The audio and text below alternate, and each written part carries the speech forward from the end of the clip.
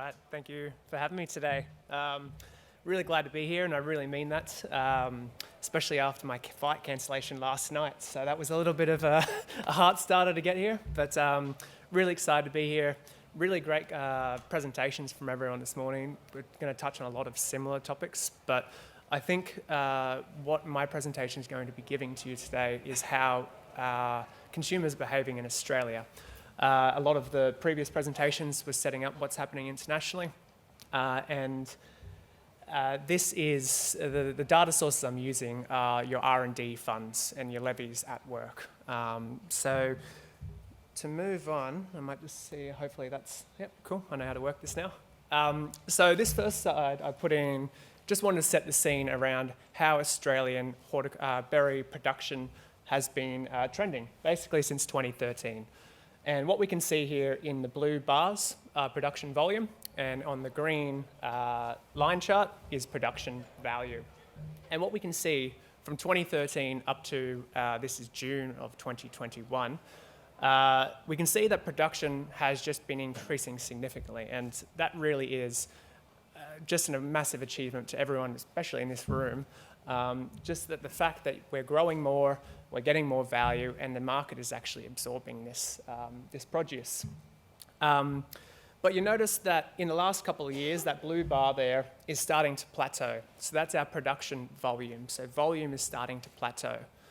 And this data, as I said, only goes up until June 2021. So unfortunately I don't have the latest data with the Hort Stats Handbook yet, but to give a bit of a sneak peek about how berries have been performing over the last couple of years, what we can do is look towards the retail channel of the supply chain. And the retail channel accounts for about 87% of fresh supply within Australia. So we can get a pretty good indication of what's happening there. And to look at the retail channel, what I can use is Nielsen IQ's home scan data to give a bit of an understanding of what's happening there. All right, so what we can see on this chart is on the left-hand side, I'm getting that right, sorry. Left-hand side, we've got fruit over the past 3 years in terms of value, and down the bottom, volume. And then on the right-hand side, we've got berries performance. And what we can see from this is that berries actually have performed slightly better than fruits, but overall sales are pretty much where they were at 2 years ago. And when we look at the latest year, so this little, on the far right there, what we can see is that berry value has declined by 4.8%, and actually berry volume has declined by 7.5%. And this is different to what we're seeing in fresh fruit, which has really maintained its volume share. We can see that it's growing by 0.04%. So I want to understand where this decline is coming from. So what I did was pull sales data across the different varieties just to give an indication of how different varieties have been performing over this time. And we can see a couple of interesting things from this chart. So the first is that strawberries and blueberries absolutely dominate. They account for about 3/4 of sales in berries, and actually account for 90% of volume. So absolutely dominate the market. But the second thing is that share has actually remained pretty consistent over time. Where we were back 2 years ago, we're seeing basically around the same share this period, with the exception of blackberries, which has been increasing share year on year. And the reason I pulled this slide up, you'll notice up the top of that bar chart, you can see the value, retail value. We can see that we've lost about $50 million of value in the Australian retail sector, and lost roughly 5 million kilograms, or 5 kilotons. So where has that decline come from? So this next chart shows the percentage change. So how are we performing this year compared to last year? And what we can see on the far left, you see in that little blue box there, that berries as a whole has declined by 5%. So that's that little blue box there. And where that 5% decline is coming from is a 7% decline in volume, but we're actually seeing average prices increase. And these are average retail prices. And this is over an entire year, so at different points, and I'll show you in a little bit, prices are significantly higher. But at this snapshot over a 52-week period, what we see is that prices are increasing. And this is a consistent story we're seeing across all berry varieties. We're seeing that prices are increasing, but volumes are decreasing. So if we remove price from the equation, just for this next slide, to understand what's actually driving this volume decline, I appreciate there's quite a lot of information, maybe not as much as Professor Hughes' slides there, but what we can see is that on the far right, as I was saying, we've lost about 5.2 million kilograms, or a 7.5% decline in volume. And where this decline is coming from is driven through this blue chart here, which is frequency. So people are shopping less frequently for berries. And when we look across the different varieties, we see really the berry varieties that are driving the decline are blueberries and strawberries, and it's due to that frequency. People are shopping less frequently for these two varieties.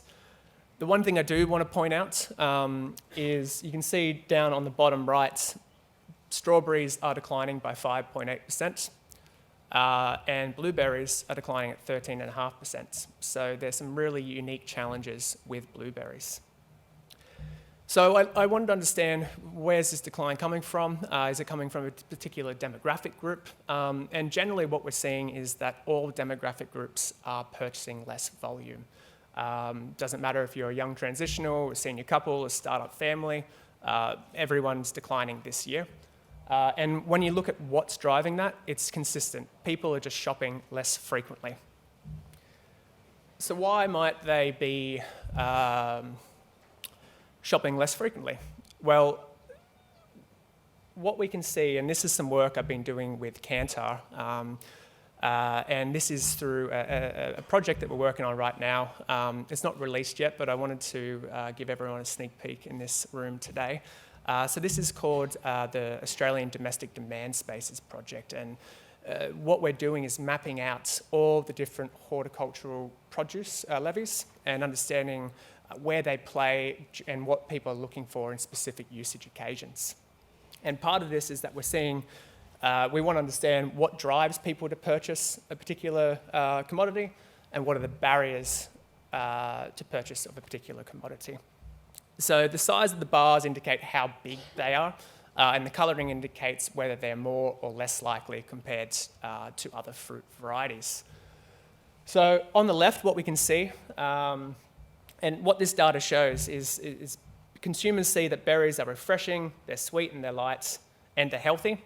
However, the biggest barrier is they find them too expensive. And I found your slide just a moment ago about the $5 coffee compared to the $5 strawberries. I thought that was really quite interesting.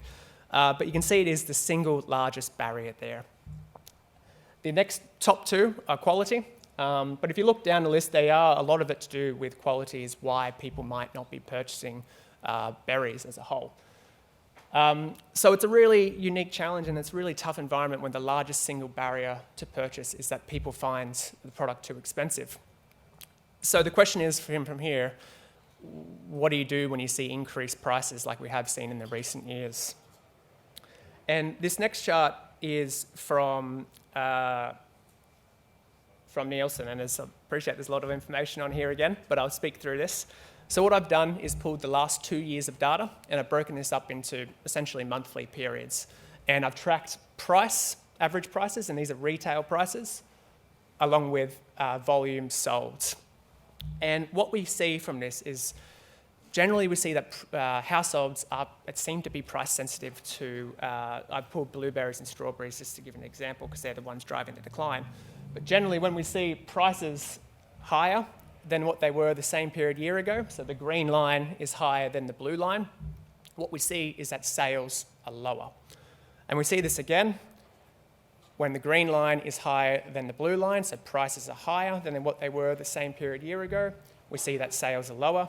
And we see this again, we see this again, we see this again. And you only need to look at the last 4 weeks of strawberry prices, you can see that it's at its highest point. This goes to mid-June, so it'd be interesting to see what happens when the next data gets released.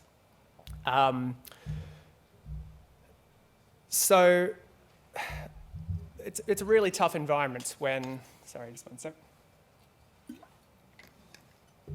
Apologies for that. So the question is, how does an industry continue to sell the amount of berries that they're doing while also making it a profitable business? Because we don't want to just lower prices. And it's a really tricky question, but I'm hoping that this next slide might give us some indication of where we can continue to grow and sell and be a profitable industry. And there we go. So what this next slide shows us is some work that we've been doing with 55.5, and we're tracking consumer usage and attitude over time. And what it shows us is the percentage of consumers who thought that produce they purchased was worth what they paid for it. And what I've done is just pulled the top fruits commodities and I've ranked them in order. And what we can see from this is that generally consumers are pretty happy with the price that they pay for fresh produce. A lot of them are satisfied with what they paid for it. And this is generally just due to attitudes towards fresh produce, that it's healthy, they know it's good for them. But what should be raising red flags for everyone in this room is that berries are actually the lowest of the top fruit commodities. So this is at 71% of people thought the berries they purchased was worth what they paid. But the other way of looking at that is 3 out of 10 consumers don't believe the berries that they purchased was worth what they paid. So it's a really tricky environment when the largest single barrier to purchase is price. Households appear price sensitive. And I should just mention, just going back on this slide here, unfortunately I don't have any distribution data. I would expect that this would be playing a huge role in what we're seeing, because obviously if the berries aren't there in store, people can't purchase them. But from the data, what I'm seeing is households are price sensitive. It's the largest single barrier, and a lot of consumers don't think it's worth what they paid for it. And especially as Professor Hughes was saying earlier, we're heading into conditions where worsening economic conditions. We're seeing high inflation. We're seeing potentially even a global recession. And households are going to start looking at what they're purchasing and adjusting accordingly. So the two key call-outs from this section of my presentation for everyone in this room just to hear is, how is the industry going to be delivering value to consumers? And I was, once again, really happy that you mentioned this as well. Because value doesn't always just mean lower prices. Value can come in many different forms. It can come through better quality. It can come through consistent quality. It can come through product innovation.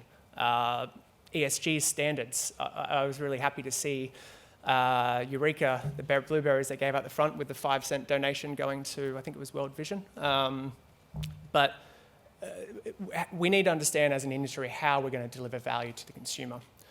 And the second real key call out is we need to understand consumer price elasticity, and that's how consumers are reacting to the different prices. And I've just done it at a very top line level there, but we need to understand how consumers react during different parts of the season.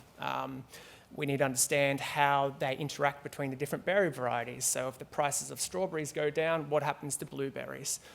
We need to understand pack sizes. We need to understand the different qualities of the berries. We really need to understand consumer price elasticity. All right, so that's just about the current state of the industry and some of the challenges that the industry is starting to face.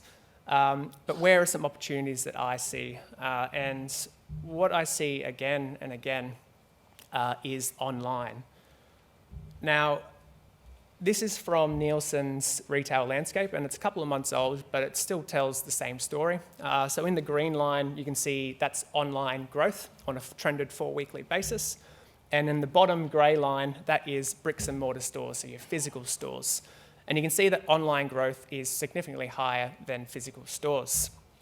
And what's driving that growth online? Well, it's people are entering the category. So you can see it's been almost a 50% increase in the number of households purchasing in the first quarter of this year compared to the first quarter of 2020, just before all the COVID panic buying began. And for bricks and mortar stores, those physical stores, we can see that trips have actually declined by 12.5%. So people are shopping in-store less frequently. Now that's just as a total grocery level, but what does that look like for berries? And we see a pretty similar story for berries. So this is berry volume growth. So on the far right, you can see that online has grown at 31.1% in the last year. And where this growth has come from is by this green bar, which is penetration, more people buying, so more people are entering this channel. And when we look at the bricks and mortar, or the physical stores, volume is declining by 10%. So, and this is due to that frequency. So we're seeing a similar story for berries as we do online.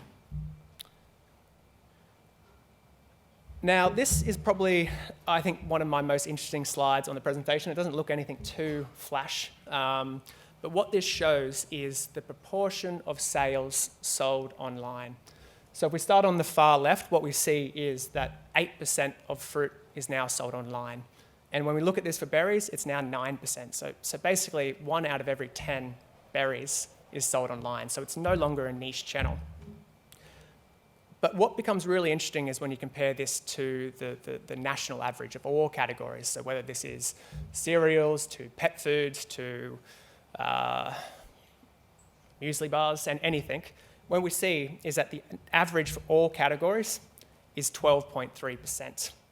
So it really shows that berries and fruit as a whole are really lagging behind. And the fact that the national average is at 12%, fruit's only at 8%, it really indicates that we've still got about another 50% on top of current levels just to meet the national average.